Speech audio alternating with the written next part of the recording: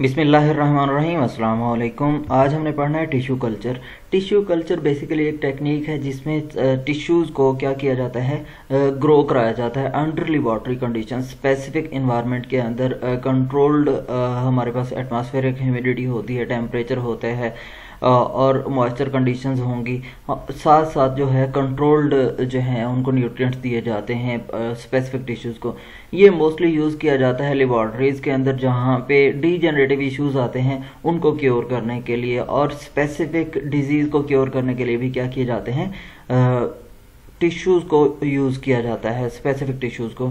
अब ये जो टिश्यू कल्चर टेक्निक है प्लांट के अंदर भी यूज़ होती है। प्लांट्स के टिश्यू कल्चर टेक्निक के ज़रिए एक लाइब्रेरी, प्लांट लाइब्रेरी जनरेट की जाती है जहाँ पे बहुत ज़्यादा क्या किया जाते हैं, एक सिंगल स्टेम सेल होता है या कोई भी मेरिस्टेमेटिक रीजन है उससे क्या किया जाता है, मल्टीपल प्लांट्स तैयार किए जाते हैं।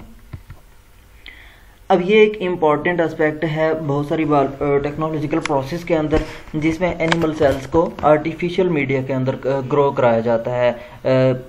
उनको जो डिज़ायर्ड न्यूट्रिएंट्स होते हैं, रिक्वायर्ड न्यूट्रिएंट्स होते हैं, वो प्रोवाइड किए जाते हैं स्पेसिफिक कंडीशंस के अंदर। अब ये जो रिकॉम्बिनेंट डीएनए टेक्नोलॉजी है इसके लिए भी क्या किया जाता है, टिश्यू कल्चर कराया जाता है या सेल कल्चर कराया जाता है। जेनेटिक मैनिपुलेशन के लिए भी क्या किए जाते हैं, सेल्स को ग्रो कराया जाता है अंडर लेबॉरेटरी कंडीशंस। या इंडस्ट्रियल प्रोसेस के लिए हम क्या करते हैं, जब प्रोटीन्स तैयार करनी होती हैं, हमने एंटीबॉडीज तैयार करनी होती हैं, हार्मोन्स तैयार करने होते हैं, तो वहाँ पे भी क्या किया जाता है, सेल्स को under control condition with the provided nutrients क्या किया जाता है, सप्लाई की जाती हैं और उनकी ग्रोथ की जाती है। वैक्सीन्स हैं, मोनोक्लोनल एंटीबॉडीज़ हैं या फार्मास्यूटिकल ड्रग्स हैं, कैंसर थेरापीज़ के लिए या कैंसर रिसर्च के लिए क्या किया जाते हैं, टिश्यूज़ को क्लोन किया जाता है, टिश्यू कल्चर कराया जाता है। एग सेल्स पार्टिकुलरली क्या किए जाते हैं, सुपीरियर लाइफ स्टाइल डेवलप करने के लिए क्लोनिंग की जाती है एम्ब्रियोनिक स्टेम सेल से, और इनको कल्चर्ड सेल के अंदर ट्रांसफ़र किया जाता है ताकि क्या किया जाए, ऐसे ट्रांसजेनिक एनिमल हासिल हों जिनकी क्वालिटीज़ हमारे पास जो प्योर सेल लाइन है उससे भी ज़्यादा बेहतर हों। सेलिएंट फीचर्स जो हैं एनिमल सेल कल्चर के, उसमें हम देखें तो जो एनिमल सेल है वो ग्रो कर सकता है सिंपल ग्लास या प्लास्टिक कंटेनर के अंदर एक स्पेसिफिक न्यूट्रिएंट मीडिया के अंदर, लेकिन ये क्या करेगा, लिमिटेड जनरेशन तक ग्रो कर सकता है, एक खास जनरेशन से ज़्यादा जनरेशन में ग्रो नहीं कर सकता। कुछ होते हैं 20 to 100 नंबर ऑफ जनरेशन तक सेल ग्रो कर सकते हैं अगर हम लैब कंडीशंस की बात करें। अगर हम नेचुरल इन्वायरमेंट की बात करें तो वो इनफाइनाइट में आ जाता है कि मल्टीपल जनरेशंस होती हैं, अनकाउंटेबल जनरेशन तक सेल मल्टीप्लाई करते रहते हैं। एनिमल सेल्स क्या होते हैं, कांटेक्ट इनहिबिशन शो करते हैं। इनमें जो भी सेल्स होंगे वो एक दूसरे के साथ जुड़े हुए नहीं होते जैसे कि नेचुरल कंडीशंस के अंदर होते हैं। जो सेल कल्चर्ड होंगे विट्रो कंडीशंस के अंदर वो एक दूसरे से क्या मुख्तलिफ होते हैं विवो सिचुएशन से। विट्रो सिचुएशन जो है एनिमल बॉडी के अंदर और विवो सिचुएशन हम बोलते हैं लैब कंडीशंस के अंदर। तो क्या होगा, there is an absence of cell interaction and cell matrix interaction. कहाँ पे, विवो कंडीशंस के अंदर क्या होता है, सेल टू सेल इंटरेक्शन नहीं होता और सेल मैट्रिक्स इंटरेक्शन नहीं होता। इसके अलावा ये क्या है, 3 डायमेंशनल जो आर्किटेक्चरल अपीयरेंस है सेल्स की आपस में मिलने से वो होती है, वो भी नहीं होती। यहाँ पे सिर्फ क्या होंगे, सिंगल सेल्स होंगे और वो सेल्स क्या करते हैं, कॉलोनी बनाते हैं, प्रॉपर टिश्यू जनरेशन की जानिब जाते हैं, लेकिन एक अरेंजमेंट जो होती है वो नहीं होती जो हम इन विट्रो कंडीशंस के अंदर हासिल करते हैं। जो हार्मोनल और न्यूट्रिशनल इन्वायरमेंट है वो भी इनका चेंज ही होता है बनिस्बत इन विट्रो कंडीशन के, इन विवो कंडीशन के अंदर। जो मेंटेनेंस है ग्रोथ की सेल्स की लेबॉरेटरी कंडीशंस के अंदर, वो सूटेबल कल्चर मीडियम हम जहाँ पे क्या कराते हैं, ग्रो कराते हैं सेल्स को, उसको हम बोलते हैं primary cell culture. Primary cell culture क्या होता है, जहाँ पे हमने सेल्स को लेबॉरेटरी कंडीशंस के अंदर ग्रो कराया सूटेबल कल्चर मीडियम के अंदर, तो वो हमारे पास क्या होगा, प्राइमरी सेल कल्चर होगा। ये प्राइमरी सेल कल्चर हम कैसे हासिल करते हैं, एक टिश्यू को हम क्या करेंगे, मैसरेट करेंगे। मैसरेट करने के बाद उसको इंजाइमेटिकली डाइजेस्ट करवाएंगे। डाइजेस्ट करने से वो क्या होंगे, सेल्स अलग हो जाएंगे और उन्हीं सेल्स से जो मल्टीप्लाई हो रहे होंगे सेल्स जो हमने मीडियम के अंदर ऐड किए, तो वो हमारे पास प्राइमरी सेल कल्चर होगा। अब उस प्राइमरी सेल कल्चर से क्या होता है, डिफरेंट कॉलोनीज जो बनती हैं, वो कॉलोनीज जो फ्रेश मीडिया के अंदर एस्टेब्लिश होती हैं, तो उसे हम क्या बोलते हैं, सेकेंडरी कल्चर बोलते हैं। या हमारे पास क्या होती हैं, सेल लाइंस होती हैं, इनके पार्टिकुलर एट्रीब्यूट्स होते हैं। सेल लाइंस हमारे पास दो तरह की होती हैं, फिनाइट सेल लाइंस हैं और इनफिनाइट सेल लाइंस हैं। Finite cell lines limited life span होता है और इनकी लिमिटेड नंबर ऑफ जनरेशंस होती हैं। ये खास हद तक अपनी तादाद बढ़ा सकते हैं, एक खास जिंदगी गुजार सकते हैं, उसके बाद क्या होती है, ये डेथ हो जाती है, इनकी पॉपुलेशन रिड्यूस होना शुरू हो जाती है। 20 to 100 टाइम्स डिवाइड कर सकते हैं फिनाइट पॉपुलेशन के अंदर सेल, और जो 20 to 100 पॉपुलेशन डबलिंग्स हो सकती हैं इनकी। इसके बाद क्या है, सेल आहिस्ता आहिस्ता डेथ होना शुरू हो जाएगी। जबकि इनफिनाइट सेल लाइन के अंदर जो सेल होते हैं वो इन विट्रो कंडीशंस के अंदर ग्रो कराए जाते हैं। जब इन विट्रो कंडीशंस के अंदर होते हैं, एनिमल बॉडी के अंदर होते हैं, तो वहाँ वो मल्टीप्लाई होते रहते हैं। यहाँ इनकी कोई हद नहीं होती और इनकी कोई टाइम लाइफ स्पैन नहीं होता कि कितने के बाद इनकी डबलिंग जो टाइम है रुक जाएगा। रिक्वायरमेंट्स क्या होती हैं सक्सेसफुल सेल कल्चर के लिए? इन विवो कंडीशंस के अंदर अगर हम बात करें, लेबोरेटरी कंडीशंस की अगर हम बात करें, तो स्पेशल इनक्यूबेटर यूज होते हैं जो ऑक्सीजन को, कार्बन डाइऑक्साइड को, टेम्परेचर को, ह्यूमिडिटी को क्या करते हैं, मेंटेन करते हैं एनिमल्स बॉडी के अंदर, जो एनिमल बॉडी के अंदर होती हैं, सिंथेटिक मीडिया के अंदर। और यहाँ पे विटामिन, मिनरल, अमाइनो एसिड और जो है फीटल कॉफ सीरम वगैरह क्या किया जाता है, ऐड किया जाता है लेबोरेटरी कंडीशंस के अंदर। वो कंडीशंस जो एनिमल बॉडी के अंदर सेल्स को मिल रही होती हैं। कल्चर मीडिया, जो कल्चर मीडिया है वो प्रिपेयर किया जाता है कि जो सेल है उसको ऑप्टिमम कंडीशंस प्रोवाइड करे, जैसे पीएच है, ऑस्मोटिक प्रेशर है। इसके अलावा केमिकल सब्सटेंसेस मौजूद होने चाहिए इस कल्चर के अंदर जो सेल्स या टिश्यूज को सिंथेसाइज करने के कैपेबल बना दें, जो उसकी ग्रोथ में अहम किरदार अदा कर रहे हैं और ग्रोथ को प्रमोट कर रहे हों। जो जनरली हम कल्चर मीडिया यूज़ करते हैं, इनऑर्गेनिक साल्ट्स होते हैं, इसमें दूसरे न्यूट्रिएंट्स होते हैं जो क्या करते हैं, सेल की लाइफ को सस्टेन करने में हेल्प आउट कर रहे होते हैं। इनमें अमाइनो एसिड्स हैं, फैटी एसिड्स हैं, शुगर्स हैं, आयंस हैं, ट्रेस एलिमेंट्स होते हैं, विटामिन होते हैं, कोफैक्टर्स होते हैं और डिफरेंट टाइप के आयंस ऐड किए जाते हैं ताकि जो सेल है उसकी लाइफ को सस्टेनेबिलिटी मिले और सेल अपनी जो डबलिंग कर सके। ग्लूकोज एज एनर्जी सोर्स डाला जाता है और इसकी कंसंट्रेशन वेरी करती है रिक्वायरमेंट के ऊपर डिपेंड करते हुए कि कितनी सेल की रिक्वायरमेंट्स हैं। फिनोल रेड इंडिकेटर के तौर पर ऐड किया जाता है पीएच स्टेबिलिटी के लिए, जो एसिडिक तो नहीं हो गया, सेल की पीएच को मेंटेन करने के लिए जो इंडिकेटर होता है वो क्या होता है, फिनोल रेड यूज किया जाता है। जो मीडिया है उसकी टाइप्स हमारे पास बेसिक 2 टाइप्स हैं, एक नेचुरल मीडिया, एक सिंथेटिक मीडिया है। नेचुरल मीडिया के अंदर हमारे पास क्या क्या चीजें मौजूद होती हैं? नेचुरल मीडिया जो है उसमें कोआगुलेंट यूज किए जाते हैं, जैसे प्लाज्मा क्लॉट्स है, ये कमर्शियली अवेलेबल होता है डिफरेंट लिक्विड प्लाज्मा या लेफोलाइज्ड प्लाज्मा की सूरत में। लेफोलाइज्ड प्लाज्मा कहते हैं फ्रोजन स्टेट के अंदर प्लाज्मा जो मौजूद होता है। बायोलॉजिकल फ्लूइड्स इनमें मौजूद होते हैं, जैसे सीरम है, ये एक इम्पॉर्टेंट सोर्स है अमाइनो एसिड्स का, हार्मोन्स का, लिपिड्स का, विटामिन का, पॉलीअमाइंस का और साल्ट्स इसमें ऐड किए जाते हैं, जैसे कि कैल्शियम है, फेरस है, फेरिक है, पोटाशियम है, ताकि सेल को सर्वाइवल मिल सके। इसके अलावा इसके अंदर ग्रोथ फैक्टर्स भी मौजूद होते हैं जो सेल प्रोलिफरेशन को हेल्प आउट कर रहे होते हैं, सेल प्रोलिफरेशन में, सेल मल्टीप्लिकेशन में अहम किरदार अदा करते हैं। सेल अटैचमेंट और एडहेजन फैक्टर भी इसमें मौजूद होते हैं। सीरम जो है वो ह्यूमन अडल्ट ब्लड से हासिल किया जाता है या प्लेसेंटा से, कोल्ड ब्लड से, हॉर्स ब्लड से या काफ ब्लड से सीरम हासिल किया जाता है।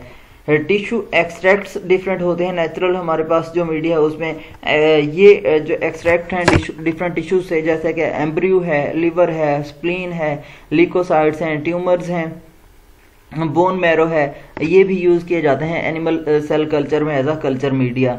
इसके अलावा अदर बायोलॉजिकल फ्लूइड्स की अगर हम बात करें तो कोकोनट वाटर है, हमारे पास अमाइनियोटिक है फ्लूइड है, प्लूरल फ्लूइड है जो प्लूरल मेम्ब्रेन्स के दरमियान में पाया जाता है, इंसेक्ट हीमोलिम्फ है, सीरम है, कल्चर फिल्ट्रेट है, एक्वस ह्यूमर आइस से हासिल किया जाता है। ये भी क्या किया जाता है, यूज़ किया जाता है as a natural medium for the growth of cells. Synthetic media की अगर हम बात करें तो सिंथेटिक मीडिया में हमारे पास जो है क्या करते हैं, ऑर्गेनिक और इनऑर्गेनिक न्यूट्रिएंट्स ऐड करते हैं, विटामिन ऐड करते हैं, साल्ट है, सीरम प्रोटीन्स हैं, कार्बोहाइड्रेट्स हैं और को फैक्टर ऐड करते हैं सेल की ग्रोथ के लिए। सिंथेटिक मीडिया दो टाइप्स के होते हैं, एक सीरम कंटेनिंग मीडिया है और दूसरा सीरम फ्री मीडिया है। इसमें एग्जाम्पल हमारे पास मिनिमल एसेंशियल मीडियम जो मौजूद है और RPMI 1640 मीडियम, ये क्या है, डिफरेंट मीडिया मौजूद हैं जो हमारे पास सीरम कंटेनिंग मीडिया की एग्जांपल्स हैं।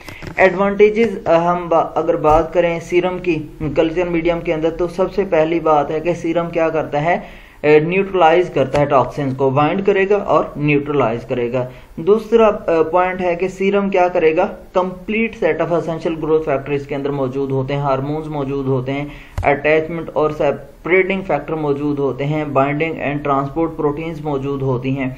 इसके साथ साथ इसमें प्रोटीएज इनहिबिटर मौजूद होते हैं जो प्रोटीन डिग्रेडेशन को हेल्प आउट कर रहे होंगे, प्रोटीएजेस, तो वो रुक रही होगी, प्रिवेंट हो रही होगी। इसके अलावा ये क्या करता है, buffering capacity, pH stability provide करता है। ये ट्रेस एलिमेंट्स, मिनरल एलिमेंट्स भी प्रोवाइड करता है सीरम। अगर हम इन शॉर्ट बात करें तो इसमें बहुत सारे फैक्टर मौजूद होते हैं जो सेल ग्रोथ के लिए और मल्टीप्लिकेशन के लिए बहुत अहम होते हैं। डिसएडवांटेजेस अगर हम सीरम के देखें तो पहला पॉइंट है, not chemically defined and therefore its composition varies a lot.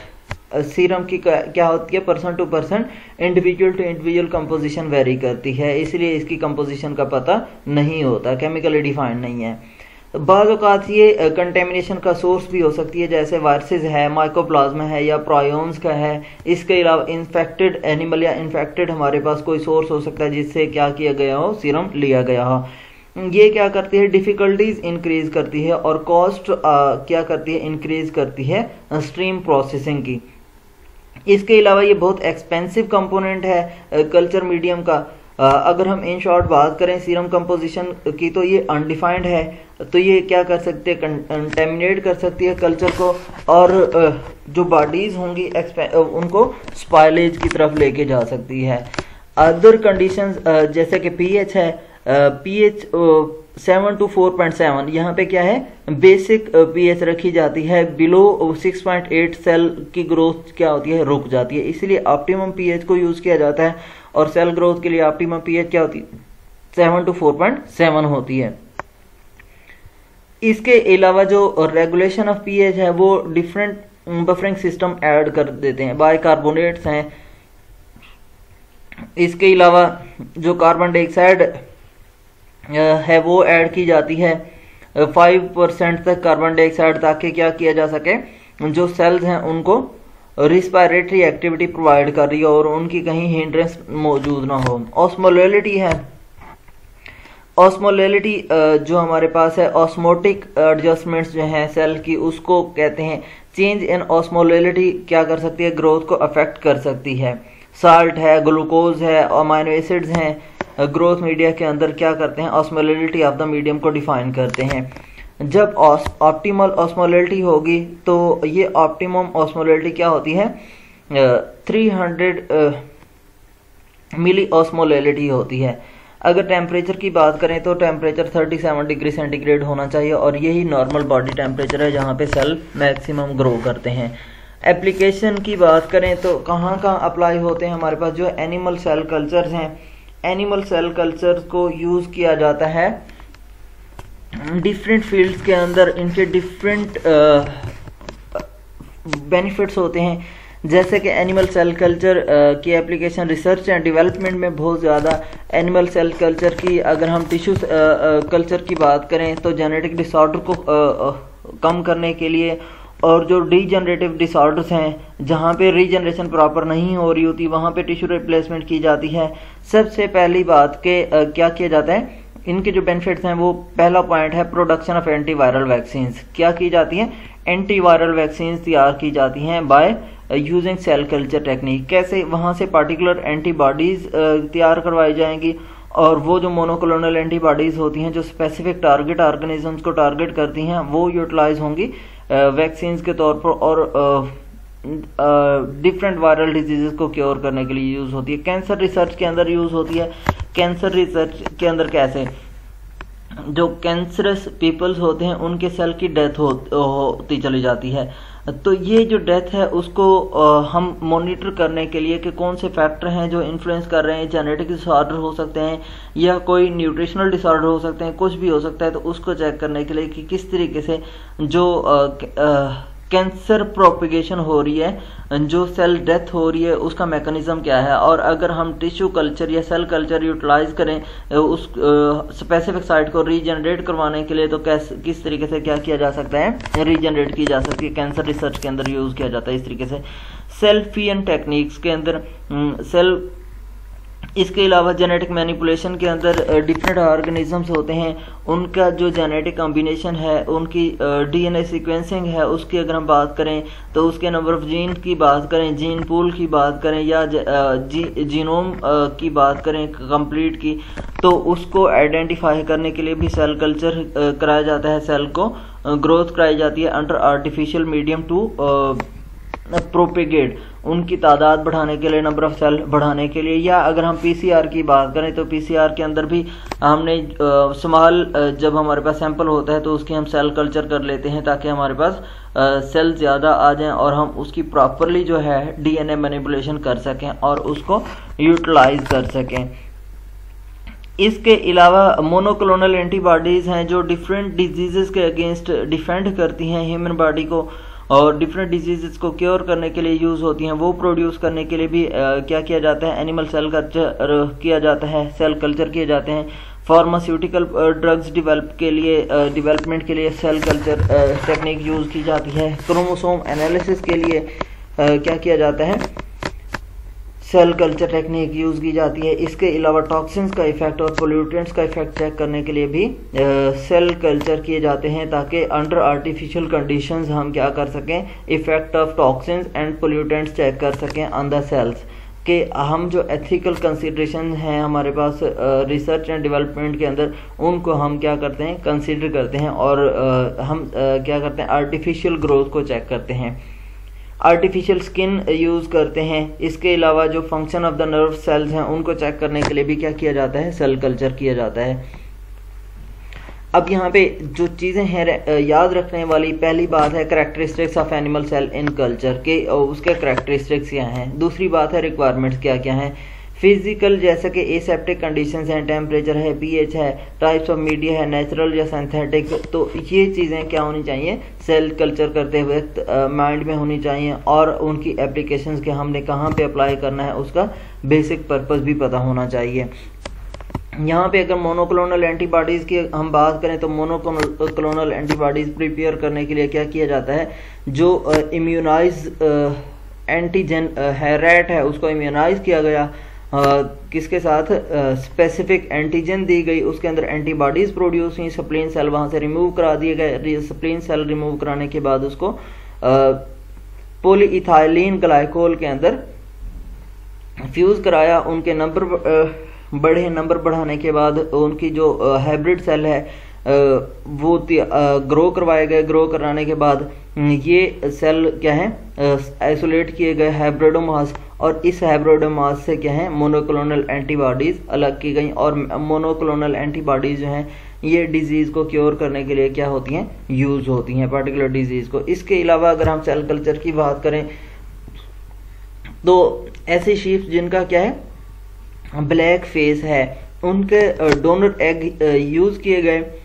Donor egg use करने के बाद क्या है, यहाँ पे उसके अंदर जो न्यूक्लियस था वो रिमूव कराया गया, ब्लैक फेस का वाला। ब्लैक फेस का न्यूक्लियस रिमूव करने के बाद अब एग को क्या है, फ्यूज कराया गया सेल्स के साथ। सेल्स के साथ एम्ब्रियो बना, एम्ब्रियो से एक इम्प्लांट एम्ब्रियो किया गया एक शीप के अंदर, और इस शीप से जो न्यू लैम्प बना वो ब्लैक फेस नहीं था, वो वाइट फेस था। तो इस तरीके से क्या है, एक वाइट फेस शीप तैयार कर ली गई।